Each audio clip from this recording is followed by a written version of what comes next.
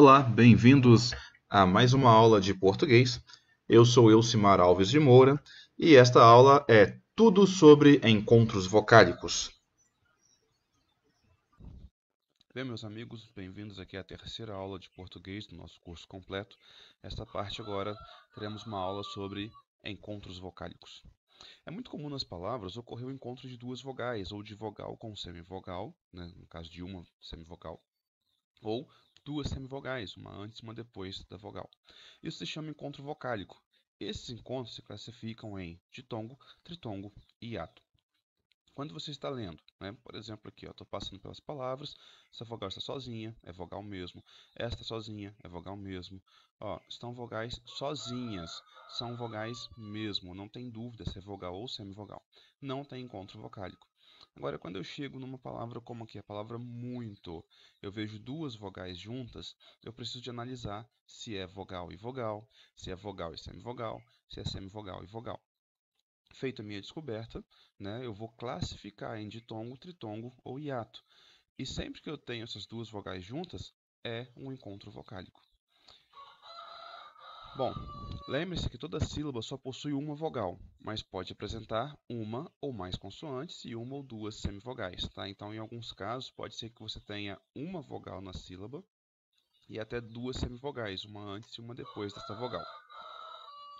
Bom, o primeiro dos encontros vocálicos que nós classificaremos será o ditongo, né?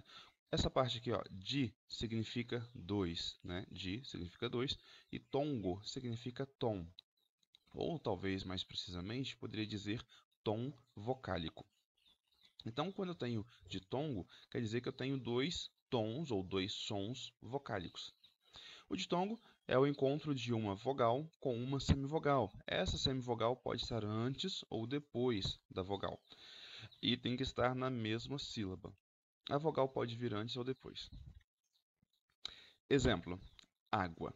Observem essa terminação aqui, ó. Este A está sozinho e aqui no final, guá.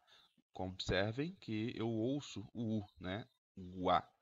Então, a palavra água, esse U será representado como semivogal e o A como vogal. Sempre representarei as vogais com letra maiúscula e as semivogais com Y ou W minúsculos. Na sílaba guá, há um encontro vocálico. A semivogal U, né, essa letra U, representada pela semivogal aqui, W, está junto à vogal A. Então, quando eu separo, né, a sílaba, elas ficam aqui na mesma sílaba. Observe que a vogal está depois da semivogal. Então, ó, semivogal, depois a vogal. Como o tom da vogal é mais forte, mais alto que o tom da semivogal, dizemos que é um ditongo crescente. Para classificar em ditongo crescente ou decrescente, é interessante fazer o seguinte: a semivogal eu represento com um S minúsculo, a vogal eu represento com um V maiúsculo. Observem como o som, ó, está subindo. Se o som está subindo, ditongo crescente.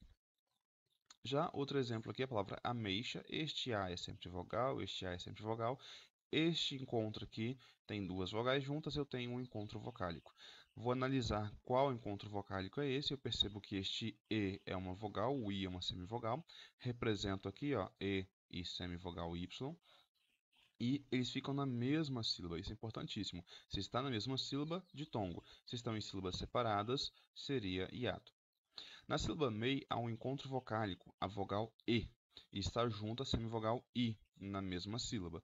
Observe que a vogal está antes e a semivogal depois, então eu tenho ei como encontro e vou representar assim, ó, vogal e semivogal. Observem que o som está descendo, então eu tenho um encontro decrescente.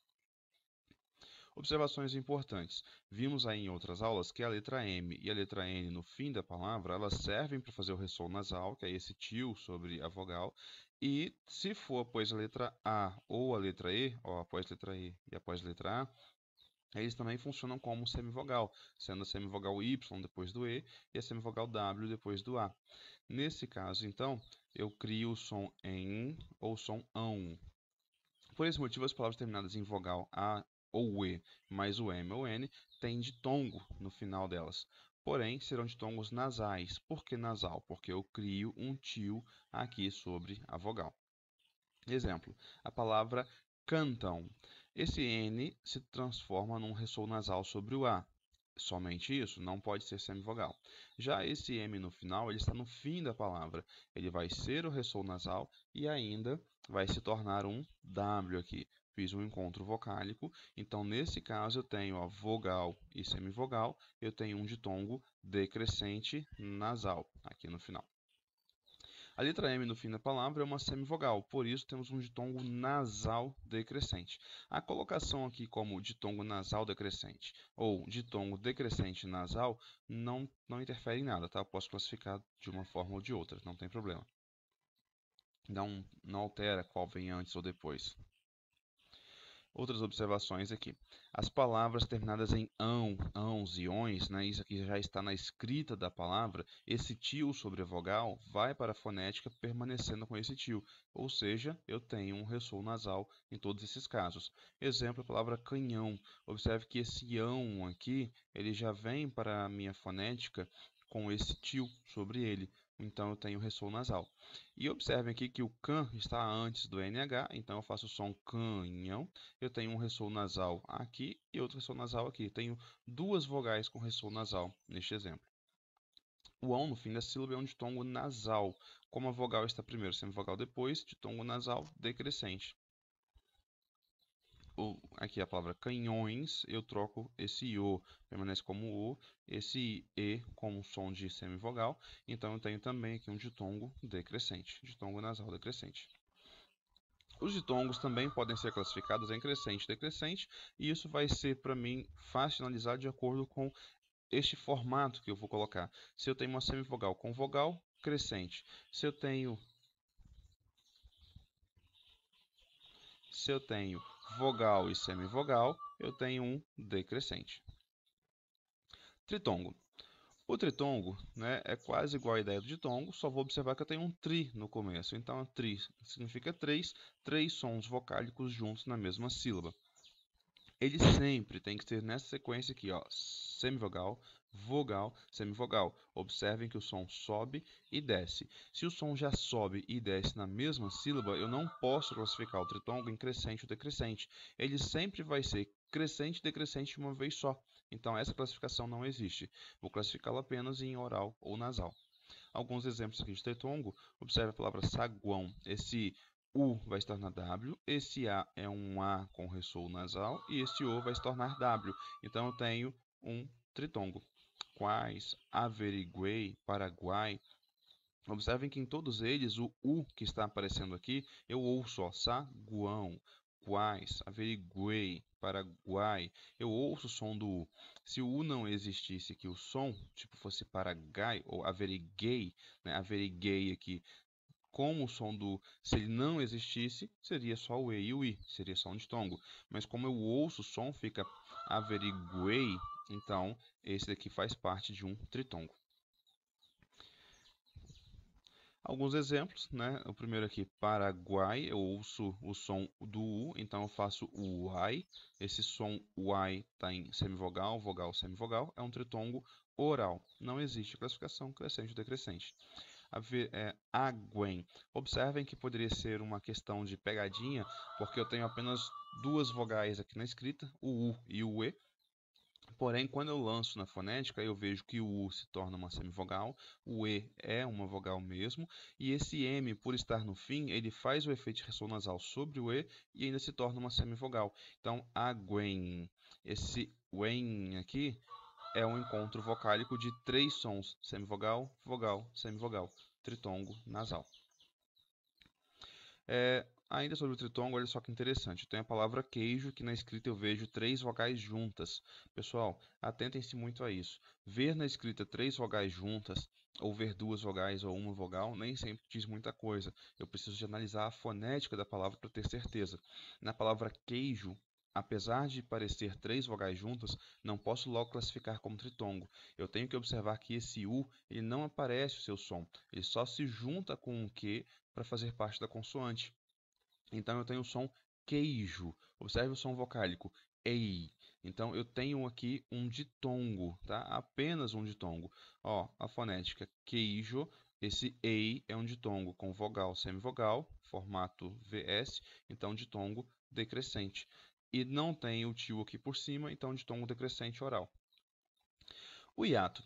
Sempre que eu tenho o encontro de duas vogais, se for na mesma sílaba, é ditongo ou tritongo. Se forem sílabas separadas, né, eu afasto um do outro, até mesmo só de analisar a sílaba iato, eu vejo que esse i e esse a estão separados. Se são separados, é um hiato.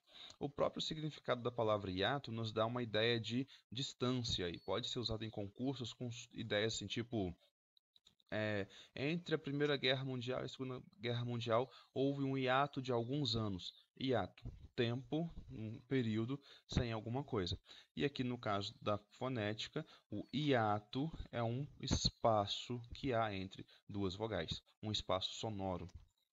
Hiato, dá uma pequena pausa no som.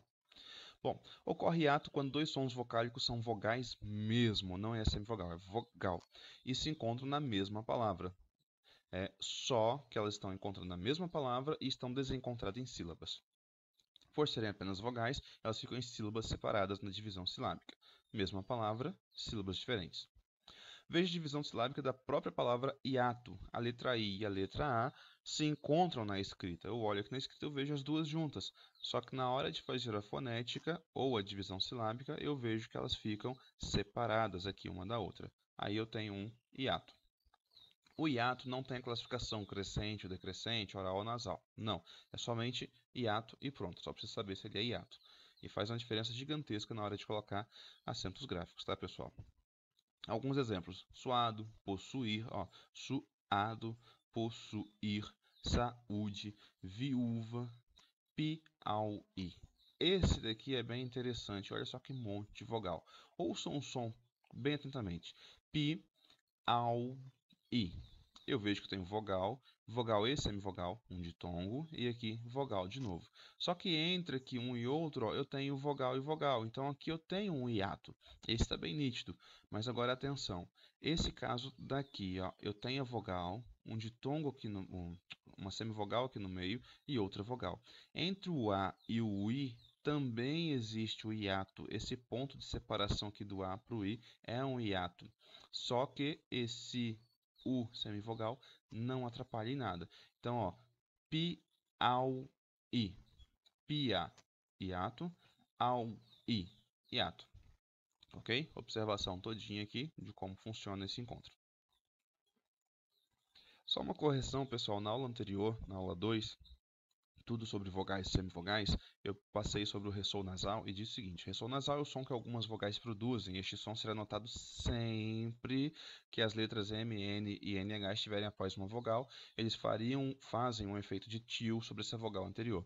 Esse sempre aqui eu preciso de uma correção. Nem sempre nós iremos ouvir o ressô nasal, mesmo tendo M, N e NH após as letras. Sempre que for aqui o M e o N no fim da palavra, sim, nós ouviremos.